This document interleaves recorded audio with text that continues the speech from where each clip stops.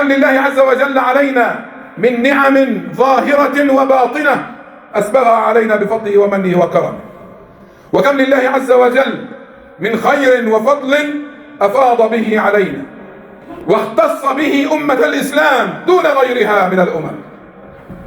ولو يعلم الناس ما عند الله عز وجل في شهر رمضان من الرحمات والبركات والخيرات ما فرط المفرطون وقصر المقصرون وغفل عن ذكره الغافلون. فالله عز وجل قد أودع شهر رمضان الكثير من الأسرار والكنوز التي جعلت هذا الشهر المبارك شامة العام وتاج الشهور ودرة الزمان. فكما أن شهر رمضان هو شهر الصيام والقيام وقراءة القرآن بل والصدقة والإطعام والعبادات الكثيرة، فإن شهر رمضان أيها الإخوة الكرام أيضا هو شهر الانتصارات، شهر الفتوحات، شهر العزة والكرامة. فربنا عز وجل جعل شهر رمضان شهر ميلاد الأمة الإسلامية. نعم، حين أضاء وحي السماء ظلمات الأرض وبدد نور الهداية ظلمات الشرك والجاهلية والخرافة والعنجهية، فكان رمضان أيها الإخوة الكرام كان عهدا جديدا استقبلت به البشرية خير رسول الله صلى الله عليه وسلم، بل وآخر رسالات السماء من عند الله تعالى. فكان رمضان نقطة تحول في مسيرة البشرية بنزول القرآن الكريم، كان انتصارا للنور على الظلام والحق على الباطل والتوحيد على الشرك والطهارة والنقاء على الفحش والعهر. نعم أيها الإخوة الكرام، فقد وقعت فيه العديد من الأحداث العظام والمواقف الجسام التي مثلت تحولا كبيرا في حياة الأمة. ثمة أيام فاصلة في تاريخ المسلمين لما انتصروا أولا على شهوات نفوسهم نصرهم الله عز وجل على من بغى عليه، فكانت تلك الأيام فرقانا لها ما بعدها. فهذه غزوة بدر الكبرى في رمضان، وهذا فتح مكة في رمضان، وفتوح أخرى كالسند وأنطاكية وصقلية ومعركة في عين جالوت واسترداد مصر لأرض سيناء كلها كانت أيضا في رمضان. فمعاني الانتصارات أيها الإخوة الكرام وأبجديات العزة والكرامة وأصولها قد تجسدت في هذا الشهر العظيم، في شهر رمضان الكريم. وفي رمضان من العام 8 من الهجرة كانت محطة فارقة ونقطة فاصلة في حياة الأمة بشكل عام. ماذا حصل؟ عندما فتحت جيوش الصحابة رضوان الله تعالى عليهم بقيادة الرسول الكريم محمد صلى الله عليه وسلم فتحت مكة المكرمة، وأعلنوا سقوط عاصمة الشرك والاستكبار والعنجهية الجاهلية في ذلك الزمان، التي طالما استغل المشركون منزلتها وفضلها في التحريض ضد الإسلام والمسلمين.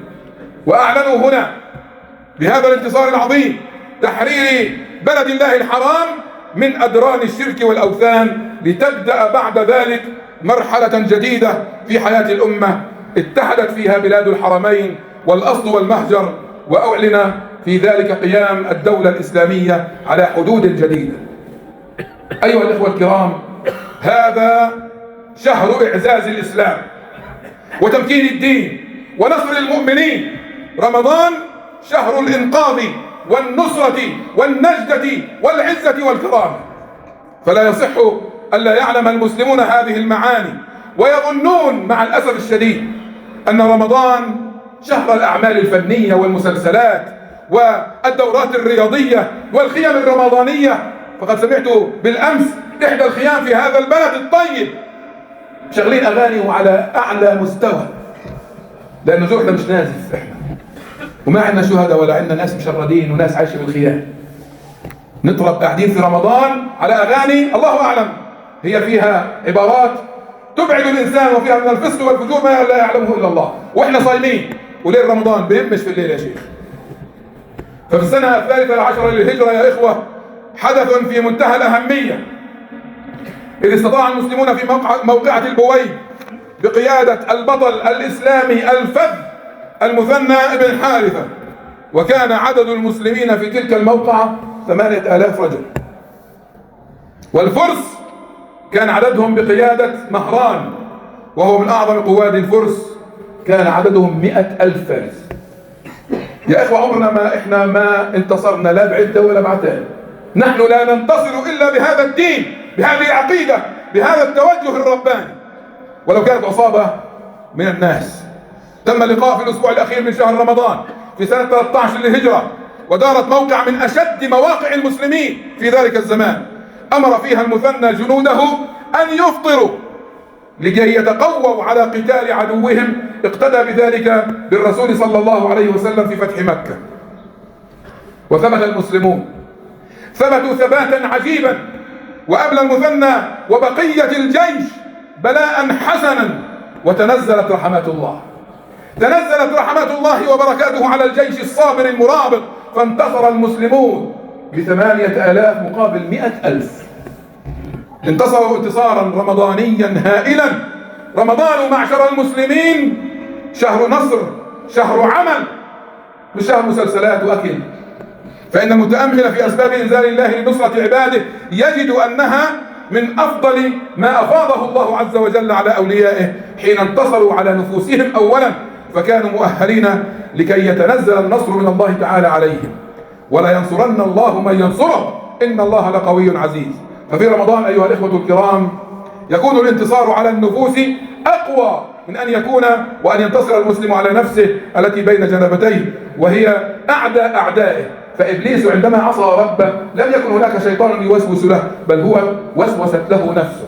لذلك يا إخوة، النفس التي بين جنبتيك إذا لم تربيها تربية سليمة صحيحة هي من أعدى أعدائك. وقد أفلح من زكاها، قال الله عز وجل: ونفس وما سواها فألهمها فجورها وتقواها، ثم قال: قد أفلح من زكاها وقد خاب من دساها. نسأل الله عز وجل أن يردنا إلى دينه ردا جميلا، والتائب من الذنب كمن لا ذنب له. ادعوا الله وأنتم موقنون بالإجابة.